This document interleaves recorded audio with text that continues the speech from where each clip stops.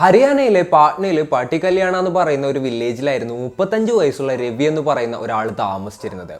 ആള് ഒരു taxi driver ആയിരുന്നു. ഒരു പ്രൈവറ്റ് ടൂർ ഏജൻസിയുടെ ഒരു ടാക്സി ഓടിക്കുന്ന ഒരു പണിയായിരുന്നു ആൾക്ക് ഉണ്ടായിരുന്നത്. ആളുടെ വൈഫിന്റെ പേര് രാഗിണി എന്നായിരുന്നു. 32 വയസ്സായിരുന്നു അവരുടെ പ്രായം. ഇവരുടെ രണ്ടുപേരുടെയും വിവാഹം കഴിഞ്ഞിട്ട് 7 വർഷങ്ങൾ കഴിഞ്ഞിട്ടുണ്ടായിരുന്നു. അന്ന് കൃത്യമായി പറഞ്ഞാൽ ഡിസംബർ 11, 2022.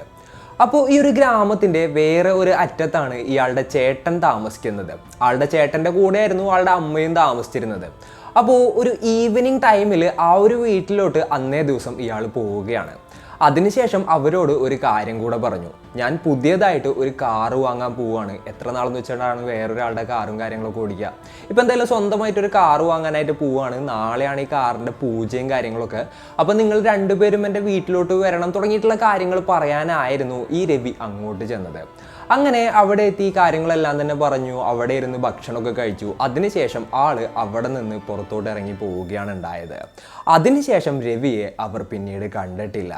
അങ്ങനെ പിറ്റേ ദിവസമായി രാവിലെ രവി വിളിക്കുമെന്ന് വിചാരിച്ചു. കാറൊക്കെ വാങ്ങാൻ പോകുന്നതല്ലേ, അമ്മയും ചേട്ടനും കാത്തിരിക്കുകയാണ് ഉണ്ടായത്. എന്നാൽ രവിയുടെ കോളും കാര്യങ്ങളൊന്നും വന്നില്ല. അപ്പോൾ തിരക്കായിരിക്കും എന്ന് വിചാരിച്ചു. എന്തായാലും വൈകുന്നേരം രവിയുടെ വീട്ടിലോട്ട് പോയി നോക്കാം, ഇനി വിളിക്കണ്ട എന്നുള്ളൊരു രീതിയിൽ അവർ തീരുമാനിക്കുകയാണ്. അങ്ങനെ ഈവനിങ് ടൈം ആയപ്പോൾ നേരെ രവിയുടെ വീട്ടിലോട്ട് അവർ ചെല്ലുകയും ചെയ്തു. രവിയുടെ വീട്ടിലെത്തിയപ്പോൾ വീട് പൂട്ടി കിടക്കുകയായിരുന്നു. അപ്പോൾ അവർ രവിയെ വിളിച്ചു നോക്കി. ഫോണാണെന്നുണ്ടെങ്കിൽ സ്വിച്ച് ഓഫ് ആയിരുന്നു. അപ്പോൾ രവിയുടെ ഭാര്യയെ വിളിച്ചു നോക്കി. രാഗിണിയെ വിളിച്ചപ്പോൾ രാഗിണി ഫോൺ എടുത്തിട്ട് പറഞ്ഞു, ഞാൻ അമ്മയുടെ വീട്ടിലാണ്, രവി എവിടെ പോയി എന്നുള്ളത് എനിക്ക് അറിയില്ല, ഇങ്ങനെയുള്ള കാര്യങ്ങളൊന്നും എൻ്റെ അടുത്ത് പറഞ്ഞിട്ടുണ്ടായിരുന്നില്ലല്ലോ എന്നുള്ളൊരു രീതിയിലായിരുന്നു രാഗിണി സംസാരിച്ചത്. അപ്പോൾ രവി കാറ് വാങ്ങാനെന്ന് പറഞ്ഞ് അവിടെ നിന്ന് എങ്ങോട്ടാണ് പോയത്? രവിയുടെ ജീവിതത്തിൽ എന്താണ് സംഭവിച്ചത്? ഇത്തരത്തിലുള്ള കാര്യങ്ങളൊക്കെയാണ് ഇന്നത്തെ വീഡിയോയിലൂടെ നമ്മൾ ഡിസ്കസ് ചെയ്യാൻ പോകുന്നത്. Hello guys, welcome back to the channel. Rizin this side. രവിയുടെ ഫാമിലി മെമ്പേഴ്സ് എത്രയൊക്കെ ഫോണിൽ ട്രൈ ചെയ്തിട്ടും ആളെ കിട്ടുന്നുണ്ടായിരുന്നില്ല. പിന്നീട് രവി പോകാറുള്ള സ്ഥലങ്ങളിലെല്ലായിടത്തും പോയി അന്വേഷിച്ചിട്ടും രവിയെക്കുറിച്ച് യാതൊരു അഡ്രസ്സും ഉണ്ടായിരുന്നില്ല. ആളുടെ സുഹൃത്തുക്കളുടെ അടുത്ത് ചോദിച്ചിട്ടും രവി എങ്ങോട്ടാണ് പോയതെന്നുള്ളത് ആർക്കും അറിയായിരുന്നില്ല. അങ്ങനെ ഈ ഫാമിലി മെമ്പേഴ്സ് പാനിക് ആവുകയാണ്. അവർ നേരെ അടുത്തുള്ള ഒരു പോലീസ് സ്റ്റേഷനിലോട്ട് പോവുകയും ചെയ്തു.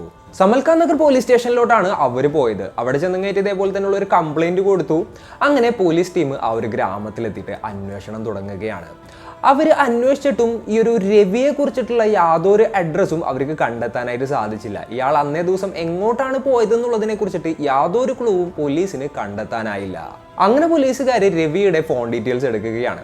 അപ്പോഴാണ് അവർക്കൊരു കാര്യം മനസ്സിലായത്. രവിയുടെ ലാസ്റ്റ് ടവർ ലൊക്കേഷൻ ആ ഒരു ഗ്രാമത്തിൽ തന്നെയായിരുന്നു. അപ്പോൾ രവിക്ക് എന്തെങ്കിലും സംഭവിച്ചിട്ടുണ്ടെന്നുണ്ടെങ്കിൽ ആ ഒരു ഗ്രാമത്തിൽ വെച്ച് തന്നെ ആകാനാണ് സാധ്യത കൂടുതൽ.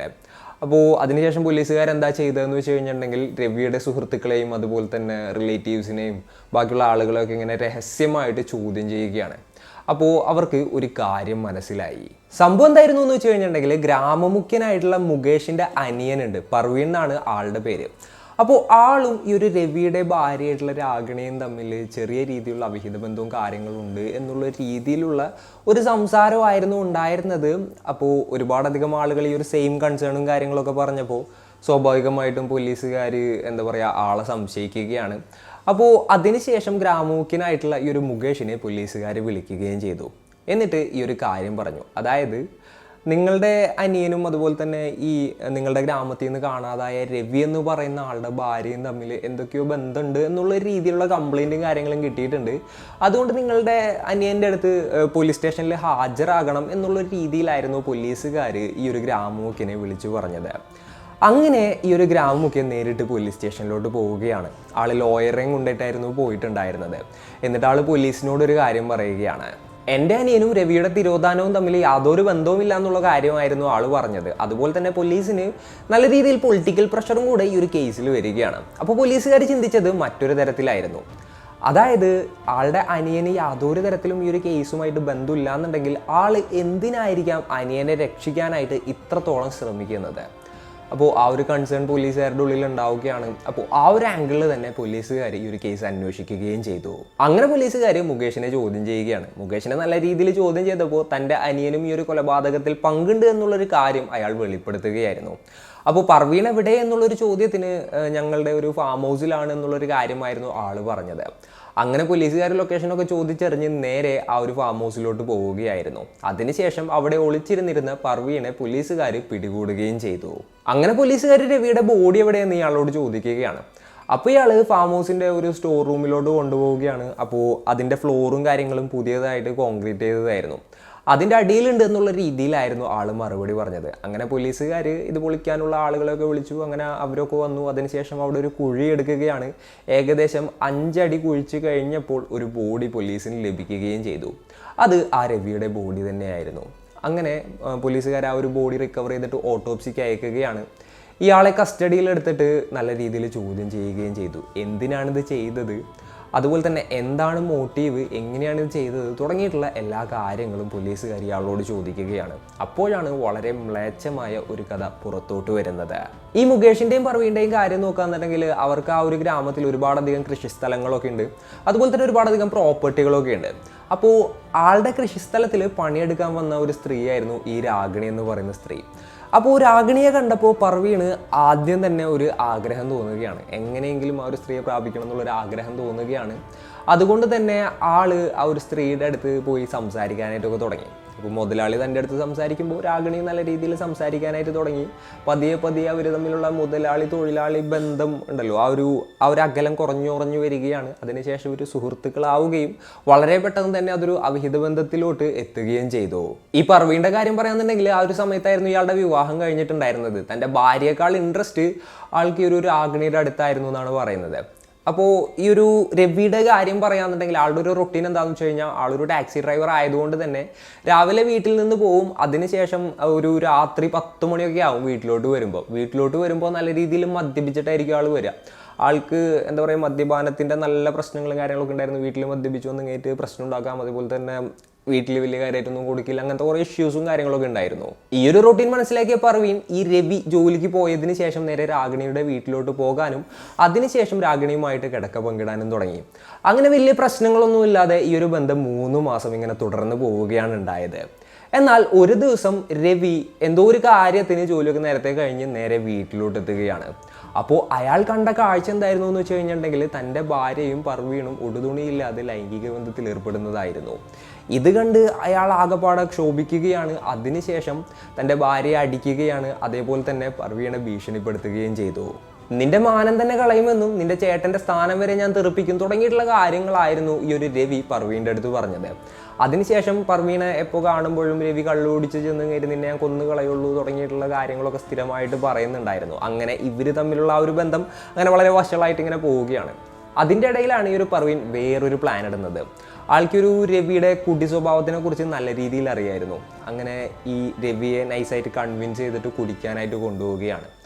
അങ്ങനെ ഇവർ രണ്ടുപേരും ബാറിൽ പോയി നല്ല രീതിയിൽ മദ്യപിച്ചു. അതിനുശേഷം ഈ ഒരു പർവീൺ എന്താ ചെയ്തതെന്ന് വെച്ച് കഴിഞ്ഞിട്ടുണ്ടെങ്കിൽ കുറച്ചധികം പൈസ കൊടുത്തു. 20,000, 30,000, 40,000 അങ്ങനെ പല സമയം ഇയാളെയും ഇതേപോലെ തന്നെ ബാറിലോട്ട് കൊണ്ടുപോയി കുടിപ്പിച്ചും കയറ്റി ഇങ്ങനെ പൈസ കൊടുത്തുകൊണ്ടേയിരുന്നു. അപ്പോൾ പതിയെ പൈസ കൊടുത്ത് എന്താ സംഭവിച്ചതെന്ന് വെച്ച് കഴിഞ്ഞിട്ടുണ്ടെങ്കിൽ ഇവർ തമ്മിൽ നല്ല ഒരു അണ്ടർസ്റ്റാൻഡിങ്ങിലായി. അതിനുശേഷം കള്ളുകൂടി നേരെ ഈ ഒരു രവിയുടെ വീട്ടിലോട്ട് എത്തുകയാണ്. രവിയുടെ വീട്ടിലോട്ട് കള്ളുകൂടി എത്തിയതിന് ശേഷം എന്താ സംഭവിച്ചതെന്ന് വെച്ച് കഴിഞ്ഞിട്ടുണ്ടെങ്കിൽ രവിക്ക് നല്ല രീതിയിൽ മദ്യം ഒഴിച്ചു കൊടുക്കും. അതിനുശേഷം രവി ഓഫാവും. അതിനുശേഷം ഈ ഒരു പർവീണും അതുപോലെ തന്നെ രാഗിണിയും അവരുടേതായിട്ടുള്ള കാര്യങ്ങളൊക്കെ ചെയ്യും. അപ്പോൾ ഈ ഒരു രവിയുടെ കാര്യം പറയാന്നുണ്ടെന്നുണ്ടെങ്കിൽ ഇതൊക്കെയാണ് തൻ്റെ വീട്ടിൽ നടക്കുന്നത് എന്നുള്ളൊരു കാര്യം രവിക്ക് അറിയായിരുന്നു. എന്നാൽ ഇത്തവണ രവി എന്താ ചെയ്തതെന്ന് വെച്ച് കഴിഞ്ഞിട്ടുണ്ടെങ്കിൽ അത്രത്തോളം പ്രശ്നങ്ങളൊന്നും ഉണ്ടാക്കിയില്ല. ആൾ നേരെ പർവീൻ്റെ അടുത്തോട്ട് പോവുകയാണ്. എന്നിട്ട് പർവീണോട് കുറച്ച് കാര്യങ്ങൾ പറഞ്ഞു. നിനക്ക് എൻ്റെ ഭാര്യയോട് നല്ല താല്പര്യമാണെന്നുള്ളത് എനിക്കറിയാം. എനിക്ക് അതിൽ യാതൊരു പ്രശ്നവും കാര്യങ്ങളൊന്നും തന്നെ ഇല്ല. നിനക്ക് എപ്പോൾ വേണമെന്നുണ്ടെങ്കിൽ എൻ്റെ വീട്ടിലോട്ട് വരാം, എൻ്റെ ഭാര്യയുടെ കൂടെ കിടക്കാം. എനിക്ക് അതിൽ യാതൊരു പ്രശ്നവും ഇല്ല. എനിക്ക് ആവശ്യമുള്ള സമയത്ത് നീ എനിക്ക് ആവശ്യമുള്ള പണം തന്നാൽ മതി എന്നുള്ളൊരു കാര്യം പറയുകയാണ്. പർവീൻ്റെ അടുത്ത് ഇത്ര ഡയറക്റ്റായിട്ട് ഈ ഒരു രവി വന്ന് പറഞ്ഞപ്പോൾ ഈ ഒരു ഡീലിന് പർവീണും ഓക്കെ പറയുകയാണ്. അതിനുശേഷം രവി ഇതുപോലെ തന്നെ പല സമയത്തായിട്ട് പർവീൻ്റെ അടുത്ത് നിന്ന് പൈസ വാങ്ങിക്കുകയും ചെയ്തു.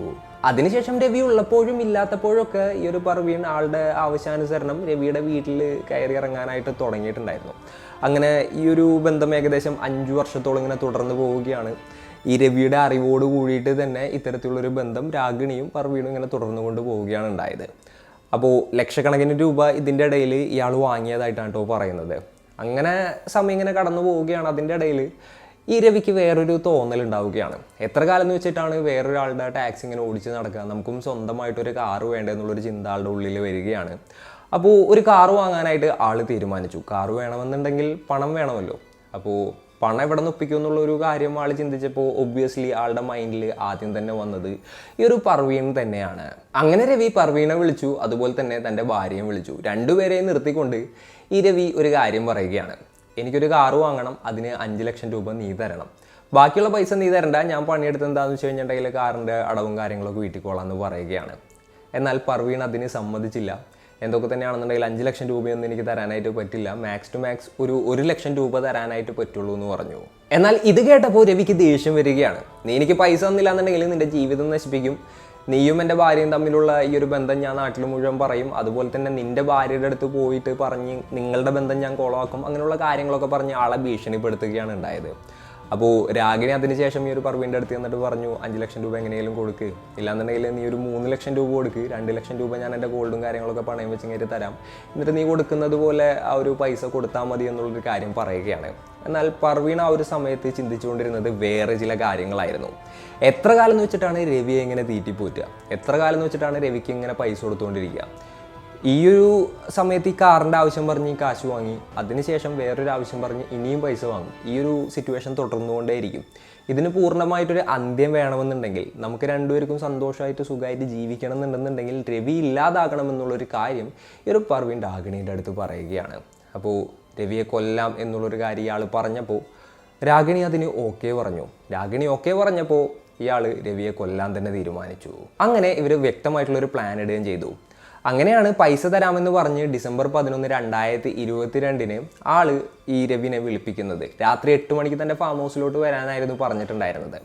അപ്പോൾ അന്നേ ദിവസം വൈകുന്നേരമായിരുന്നു തൻ്റെ ചേട്ടനെയും അമ്മയെയും കാണാനായിട്ട് രവി പോയിട്ടുണ്ടായിരുന്നത്. പൈസ എന്തായാലും കിട്ടും എന്നുള്ളൊരു കാര്യം ആൾക്ക് ഉറപ്പായിട്ടുണ്ടായിരുന്നു. അപ്പോൾ എന്തായാലും നാളെ കാറും കാര്യങ്ങളൊക്കെ വാങ്ങുകയാണ്, നിങ്ങൾ വരണം തുടങ്ങിയിട്ടുള്ള കാര്യങ്ങളെല്ലാം പറഞ്ഞു. ഭക്ഷണമൊക്കെ കഴിച്ചു. എന്നിട്ട് വൈകുന്നേരം 7 മണിക്ക് ആയപ്പോൾ ആ ഒരു വീട്ടിൽ നിന്ന് ഇറങ്ങി ആൾ നേരെ പോയത് ഈ എന്താ പറയുക ഇയാളെ കാണാനായിട്ടായിരുന്നു, പർവീണെ കാണാനായിട്ടായിരുന്നു. അവിടെ ചെന്നു ആൾ ഈ ഒരു 5 ലക്ഷം രൂപ എടുത്ത് ഈ രവിയുടെ കയ്യിൽ കൊടുക്കുകയാണ്. അപ്പോൾ ആ ഒരു പൈസയും വാങ്ങിയിട്ട് രവി ഇങ്ങനെ പോകാനായിട്ട് തുടങ്ങുകയായിരുന്നു. അപ്പോൾ ഈ ഒരു പർവീൺ പറഞ്ഞു എന്തായാലും ഇവിടെ ഒരു വന്നല്ലേ 2 അടിച്ചിട്ട് പോകാമെന്ന് പറഞ്ഞു. അതിനുശേഷം ഒരു കുപ്പി എടുത്ത് കൊടുക്കുകയും ചെയ്തു. എന്നാൽ മദ്യത്തിൽ അയാൾ വിഷം ചേർത്തിട്ടുണ്ടായിരുന്നു. ഇതറിയാതെ രവി ആ ഒരു മദ്യം കുടിക്കുകയും അതിനുശേഷം വിഷം കഴിച്ച് മരിക്കുകയും ചെയ്തു. പിന്നീട് ഇയാൾ എന്താ ചെയ്തതെന്ന് വെച്ച് കഴിഞ്ഞിട്ടുണ്ടെങ്കിൽ നേരെ സ്റ്റോർ റൂമിലോട്ട് പോയി അവിടെ ഒരു 5 അടി ആഴത്തിലൊരു കുഴി എടുക്കുകയായിരുന്നു. അതിനുശേഷം ഇയാളുടെ ബോഡി അതിൻ്റെ ഉള്ളിൽ ഡംപ് ചെയ്തു. പിറ്റേ ദിവസം തന്നെ ആളുകളെ വിളിച്ചിട്ട് അതിൻ്റെ മുകളിൽ ഇതുപോലെ തന്നെ കോൺക്രീറ്റ് ചെയ്യിപ്പിക്കുകയും ചെയ്തു. അപ്പോൾ ഇത്രയൊക്കെയാണ് പർവീൺ പോലീസിൻ്റെ അടുത്ത് പറഞ്ഞിട്ടുള്ള കാര്യങ്ങൾ. അപ്പോൾ ഈ ഒരു കൊലപാതകം നടത്തിയതിന് ഇയാളെയും ഇതിനെ സഹായിച്ചതിന് രാഗിണിയെയും പോലീസുകാർ അറസ്റ്റ് ചെയ്യുകയാണ്. ഇവരിപ്പോഴും ജയിലിലാണെന്നാണ് അറിയാൻ സാധിച്ചിട്ടുള്ളത്. ഈ ഒരു കേസാണെന്നുണ്ടെങ്കിൽ നടന്നുകൊണ്ടിരിക്കുകയാണ്. അപ്പോൾ ഈ ഒരു കേസ് നിങ്ങൾ കേട്ടപ്പോൾ, ഈ ഒരു സ്റ്റോറി നിങ്ങൾ കേട്ടപ്പോൾ നിങ്ങൾക്ക് എന്താണ് തോന്നിയത്? നിങ്ങളുടെ തോട്ട്സും മറ്റും എന്തൊക്കെയാണെന്നുണ്ടെങ്കിലും താഴെ കമൻറ്റുകളിൽ രേഖപ്പെടുത്തുക. ഇന്നത്തെ ഒരു വീഡിയോയിൽ ഇത്രയൊക്കെ തന്നെ പറയാനുള്ളൂ. And it's me signing off. Peace. Stay peaceful guys.